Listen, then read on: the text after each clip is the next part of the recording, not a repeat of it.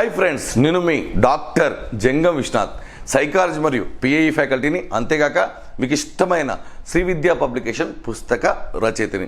ఈరోజు మనం మాట్లాడుకోబోయే టాపిక్ చాలా సింపుల్, ఈజీగా, ఇంట్రెస్టింగ్గా, ఆడుతూ పాటుతూ నేర్చుకోబోతున్నాం. ఎందుకంటే ప్రతి పరీక్ష తీసుకున్నా సరే, అది హెచ్డబ్ల్యూఓ అయినా సరే, అది డిఎస్సిలో అయినా సరే, అది ఎడ్జిటి అయినా, స్కూల్ అసిస్టెంట్ అయినా, డిప్టీ డిఓ అయినా సరే, ఆంధ్రప్రదేశ్ అయినా, తెలంగాణ అయినా సరే, ప్రతి పరీక్షలో ఖచ్చితమైనటువంటి బిట్ అయినటువంటి విద్యా నిర్వచనాలకు సంబంధించి ప్రశ్న ప్రతి పరీక్షలో వస్తూనే ఉంది. మరి ప్రశ్న ఎలా వస్తుందంటే, చాలా కొత్త టాపిక్ అయినటువంటి మన అంశాల్లో ఉన్నటువంటి కొత్త టాపిక్, కొత్తది మరియు పెద్దది, ఎవరికి తెలియనిది, ఏ పుస్తకంలో ఉందో కూడా తెలియని పరిస్థితి. అలాంటి ప్రశ్నలను ఎగ్జామినర్ ఎన్నుకుంటున్నాడు. మరి ఆన్లైన్ మోడల్ కావడంతో ఎక్కువ పుస్తకాల్లో ఉన్న ప్రతి నిర్వచనాన్ని మీకు అందించడం జరుగుతుంది, చాలా ఈజీగా, ఇంట్రెస్టింగ్గా. మరి ఈ టాపిక్ వింటే మీరు ఏ అంశానైనా ఇలా సులువుగా ఆడుతూ పాడుతూ నేర్చుకుంటారు. మన పుస్తకంలో ఇది చూడండి, మొత్తం నిర్వచనాల సంఖ్య 75 ఉంటాయి. 75. చాలామంది తెలియక చదువుకోకుండా వెళ్తారు. అందుకే ఇక్కడ పుస్తకంలో ముఖ్య గమనిక అని రాశాను. ఇంతవరకు జరిగిన ప్రతి డిఎస్సి పరీక్షలో విద్యకు సంబంధించి నిర్వచనాలపైన ప్రశ్న వచ్చింది, కాబట్టి మీరు నెగ్లెక్ట్ చేయకండి అని చెప్తున్నాను. కాబట్టి ఖచ్చితంగా మీరు నేర్చుకోవాలి. ఎగ్జామ్లో కొత్తది, తెలియని శాస్త్రవేత్త గురించి మరియు పెద్దది రావడం జరుగుతుంది. మరి వీటిని ఇలా సులభంగా గుర్తుపెట్టుకోవాలి అనే అంశం మనం మాట్లాడుకోబోతున్నాం. ఒక్కసారి ఆలోచించండి. సింపుల్గా ఒక నిర్వచనం తీసుకుంటున్నాను, అది ఎలా గుర్తుపెట్టుకోవాలి. ఇది సర్వేపల్లి రాధాకృష్ణన్ గారు చెప్పినటువంటి నిర్వచనం. చాలా పెద్దగా ఉంది, నష్టం లేదు, చెప్పేంత టైంలోనే మీరు నేర్చుకుంటారు, నో డౌట్. విద్య అనేది కేవలం జీవనాధార సాధనం కాదు, ఆలోచనలకు నిలయం కారాదు, పౌరసత్వ శిక్షణ నిలయం కారాదు. విద్య ఆధ్యాత్మిక జీవనానికి మార్గం కావాలి, సత్యాన్వేషణ, సదాచరణకు, మానవులు ఆత్మకిచ్చే శిక్షణ కావాలి, విద్య రెండవ జన్మ కావాలి. ఇక్కడ మీరు బాగా గుర్తుపెట్టుకోవాలి, చాలా సింపుల్గా, ఈజీగా, మళ్ళీ మర్చిపోనట్టుగా లైఫ్లో నేర్చుకోవాలి ఇదైనా. మరి చూడండి ఒకసారి, కాదు, కారాదు, కారాదు, కావాలి, కావాలి, కావాలి. చూడండి, ఏంది కావాలి, ఏం కారాదు అంటే, సర్వేపల్లి రాధాకృష్ణ నిర్వచనంలోనే రాధా, రాదు, కారాదు. సర్వేపల్లి రాధాకృష్ణ నిర్వచనంలోనే రాధా, రాదు, కారాదు. మరి ఇక్కడ చూస్తే కావాలి, కావాలి, కావాలి. మరి సర్వేపల్లి రాధాకృష్ణన్ అంటే మీకు తెలుసు, ప్రతి ఇంట్లో మీరు ఫోటో చూసి ఉంటారు. రాధాకృష్ణులు ఒకరికి ఒకరు కావాలి, అన్యోన్యంగా ఉంటారు, వారిని ఆదర్శంగా తీసుకుంటారు. కాబట్టి కావాలి, కావాలి, రాధాకృష్ణుడు కావాలి, కృష్ణుడికి రాధ కావాలి. మరియు రెండవ జన్మ అంటుంటే ఇద్దరు కలిసి ఉండాలి అనేటువంటి కాన్సెప్ట్లో మీరు గుర్తుపెట్టుకోవాలి, ఇంట్రెస్టింగ్గా, మళ్ళీ మర్చిపోరు. నెక్స్ట్ చూద్దాం.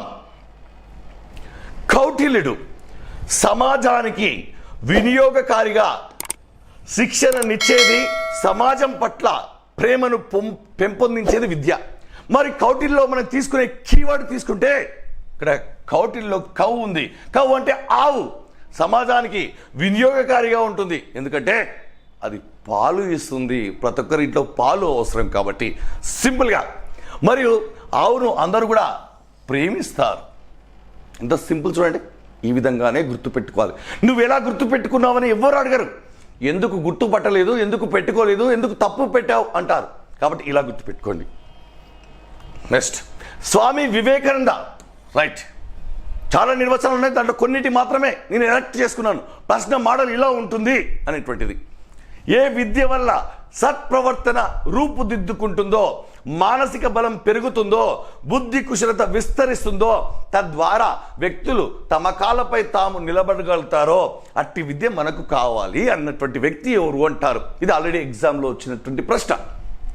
చూడండి, ఇక్కడ సింపుల్గా స్వామి వివేకానందలో ఎంత సింపుల్గా చూడండి. వి అంటే విస్తరిస్తుందో, రైట్.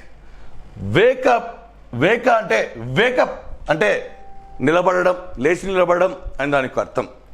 కా అంటున్నాను, కా అంటే తన కాళ్ళపై, నా అంటున్నాను నిలబడడం. చూడండి, వివేకానందుడిలోనే చూడండి, వి అంటే విస్తరిస్తుంది, వేకప్ అంటే నిలబడడం, మరి కా అంటే కాళ్ళపై, నా అంటే నిలబడడం. పేర్లోనే మనం గుర్తుపెట్టుకోవాలి. నెక్స్ట్ చూస్తే చూడండి, అన్నీ కూడా కొత్తవి, చాలామంది తెలియనివి కొత్తవి, వీటిని మర్చిపోరాదు. ఎడ్వర్డ్ థింగ్ జాన్ స్టూవర్ట్ మిల్ ఇచ్చినటువంటి నిర్వచనం, ఇద్దరు కలిపి ఒక నిర్వచనం ఇచ్చారు. విద్యలో వ్యక్తి ఉయ్యాల నుండి అంటే పుట్టినప్పటి నుండి చనిపోయేంత వరకు అనగా జీవితాంతం ప్రభావం చేసే అంశాలన్నీ ఉంటాయి అన్నాడు. మరి ఇప్పటికే మీకు ఐడియా వచ్చింది ఎలా గుర్తుపెట్టుకోవాలో. ఎడ్వర్డ్ థింగ్ అంటే ఎవ్రీథింగ్ అని గుర్తుపెట్టుకోండి. ఎవ్రీథింగ్ అంటే మీకు తెలిసిపోయింది అంశాలన్నీ. మరి జాన్ స్టూవర్ట్ మిల్ అని ఉంది కదా సార్, మరి ఎలా అంటే చూడండి, ఇక్కడ ఉయ్యాల ఎక్కడ తయారవుతుందంటే మిల్లులో తయారవుతుంది. మిల్ అంటే కంపెనీ అని ఈ విధంగా గుర్తుపెట్టుకోండి. లేదా జాన్ అంటే జీవితం, జాన్ అంటే ప్రాణం, అంటే జీవితాంతం చనిపోయేంత వరకు.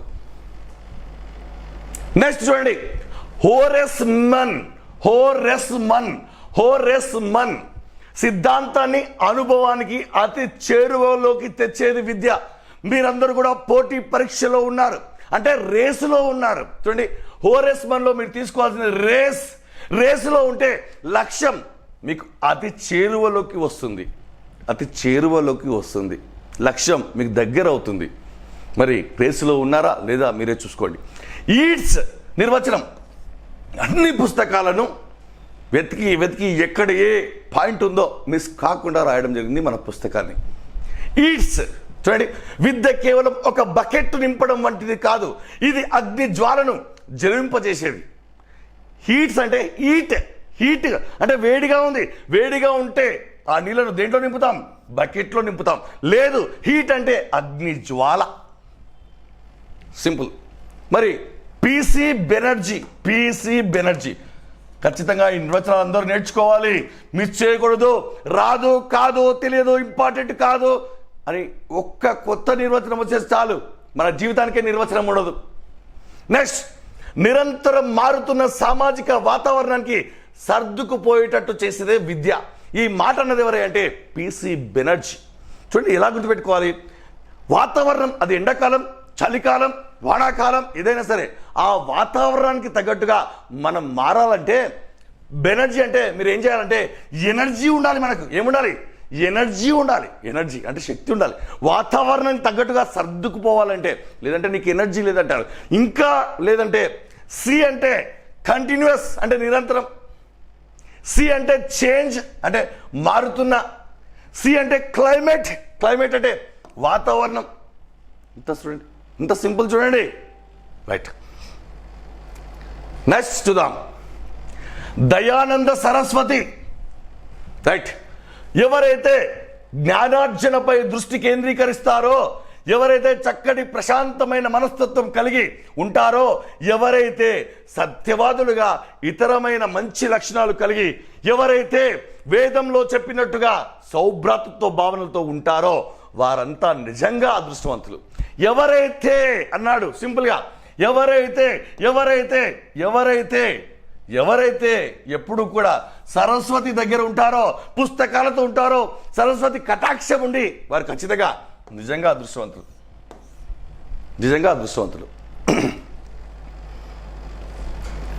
Next, throw bell.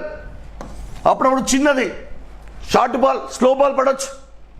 బట్ జీవిలో నిద్రాణమైన సహజ శక్తులను మేల్కొల్పేదే విద్య. బెల్లు కొట్టడానే, బెల్లు శబ్దం వినబడగానే నిద్రపోయిన వాళ్ళందరూ కూడా మేల్కొంటారు. చూడండి, ప్రో బెల్ సౌండ్ రాగానే నిద్రపోతుంది. నెక్స్ట్, సర్ పెర్వి నన్.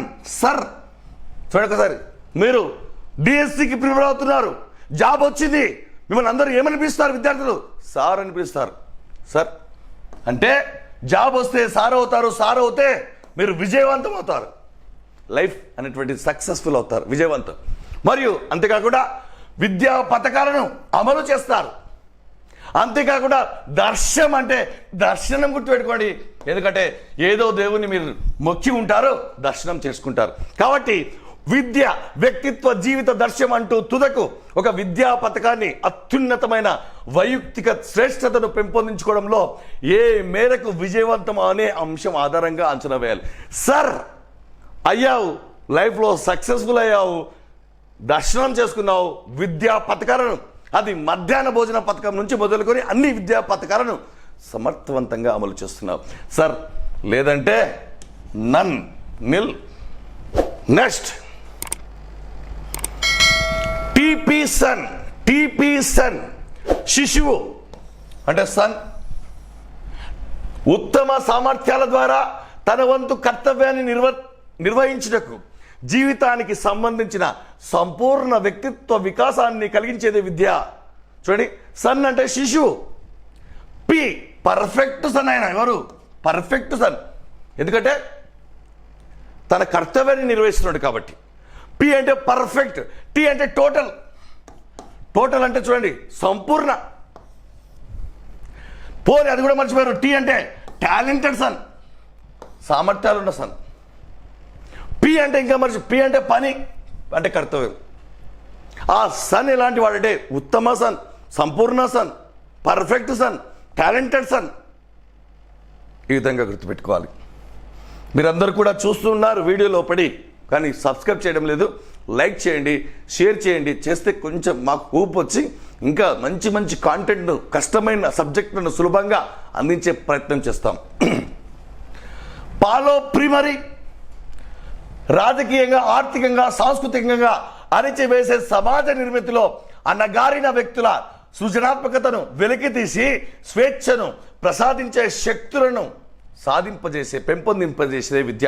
ఎంత సింపుల్ చూడండి, ఇక్కడ ఎంత సింపుల్ చూడండి. పాలో అంటే పొలిటికల్ అంటే రాజకీయంగా. లో పీపుల్, లో వర్గము. లో అంటే అణగారిన వర్గాలు. లో అంటే తక్కువ స్థాయి కల వ్యక్తులు, డబ్బు లేని వారు, పేదవారు, అణగారిన వర్గాలు. లో పీపుల్, ప్రైమరీ పీపుల్, ప్రాథమిక వ్యక్తులు. ఈ విధంగా సింపుల్. పాలో పొలిటికల్ ఫాలో అవుతే రాజకీయంగా. సింపుల్గా గుర్తుపెట్టుకోవాలి. లేదు ఇంకా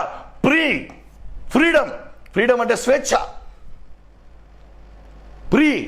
ఫ్రీడమ్ స్వేచ్ఛ. అరిస్టాటిల్ చూడండి ఒకసారి. Education is an ornament in prosperity and refuge in adversity. ఒకసారి ఇంగ్లీష్లో ఇస్తాడు, అయినా నష్టం లేదు, చేసేసాలి. పుస్తకంలో ఇంగ్లీష్లో ఉంటే ఇంగ్లీష్ ఇచ్చారు మీకు. విద్య శ్రేయస్సులో ఒక ఆభరణం మరియు కష్టాల్లో ఆశ్రయం. చూడండి, ఆభరణాలు వేసుకున్నారు, ఎక్కువగా వేసుకుంటే మీరు అరే అని స్టన్ అయ్యారు. చూడండి, అరే అని స్టన్ అయ్యారు. లేదు, సింపుల్గా గుర్తుపెట్టుకోవాలి. ఇంకా చూడండి, కష్టాలు అరిష్టాలు. పేరులోనే చూడండి, కష్టాలు అరిష్టాలు. ఆ అంటే ఆభరణం, ఆ అంటే ఆశ్రయం. రకరకాలుగా గుర్తుపెట్టుకోవచ్చు. ఎంత కష్టమైన సబ్జెక్ట్ అయినా సరే నాకు ఇవ్వండి, నేను సులభతరం చేసి మీ ముందు పెడతాను. అందుకే విద్యా దృక్పథాల సబ్జెక్టు చాలామందికి మింగుడు పదవు. వినడం కాదు, దాన్ని ఒక్కసారి విని మైండ్లో పెట్టుకోవాలి. అంత ఈజీ డెప్త్ సబ్జెక్ట్ అది. దాన్ని డెప్త్గా చదవాలి, అన్నీ గుర్తుపెట్టుకోవాలి, లాజిక్ ఉండదు. ఎమర్సన్ మనస్సును నియంత్రించడమే విద్య. మనసు ఎప్పుడు కూడా నియంత్రణలో ఉండాలి, కంట్రోల్తో ఉండాలి. ఎలా? ఎమర్జెన్సీలో కూడా నీకు ఆకలి అవుతుంది, అయినప్పటికీ కూడా కంట్రోల్గా ఉండాలి, నియంత్రించుకోవాలి. ఎమర్సన్ అంటే పర్సన్ ఎప్పుడు కూడా కోరికలను నియంత్రించుకోవాలి. Next John Dewey. అసహాయుడైన జంతు భావము గల చిన్న పసివాడిని సంతోషభరితమైన నైతిక విలువలు పాటించే ఒక సమర్థవంతమైన మానవుడిగా తయారు చేయడమే విద్య యొక్క విధి. జాన్ అంటే జాన్వర్ అంటే ఎవరు? జంతువు. హిందీలో జాన్వర్ అంటే జంతువు. క్లియర్. డ్యూటీ అంటే విధి. సింపుల్గా గురు నానక్, మీరు కాబోతున్నది గురువులు కాబట్టి మీరు ఖచ్చితంగా ప్రజాసేవ చేస్తారు. ఇక్కడ నేను ఆత్మ సాక్షాత్కారం చేయడం లేదు. ఆత్మ సాక్షాత్కారం అనే పదం తీసుకుంటే మళ్ళీ వేరే నిర్వచనానికి అడ్డొచ్చి పడుతుంది శంకరాచార్యులకి. కాబట్టి అందుకే నేను ప్రజాసేవ, మీరు గురువులు అయితే ఖచ్చితంగా ఒక నాన్న స్థానంలో ఉండి పిల్లలకు ప్రజాసేవ చేస్తారు. నక్ అంటే లక్, మీకు ఖచ్చితంగా లక్ ఉంది, ఎందుకంటే మీరు నక్ అని తొక్కారు కాబట్టి. ఈ విధంగా గుర్తుపెట్టుకోవాలి. మళ్ళీ మర్చిపోయే అవకాశం ఉందంటారా? లేదు. మరి అన్ని సబ్జెక్టులు కూడా మనలో పర్స్పెక్టివ్స్ కానివ్వండి, సైకాలజీ కానివ్వండి, అన్నీ కూడా మనం ఇదే స్టైల్లో బోధించడం జరుగుతుంది. మీకు తెలుసు మన కోర్సు చాలామంది ఇష్టపడతారు, చాలా తక్కువ.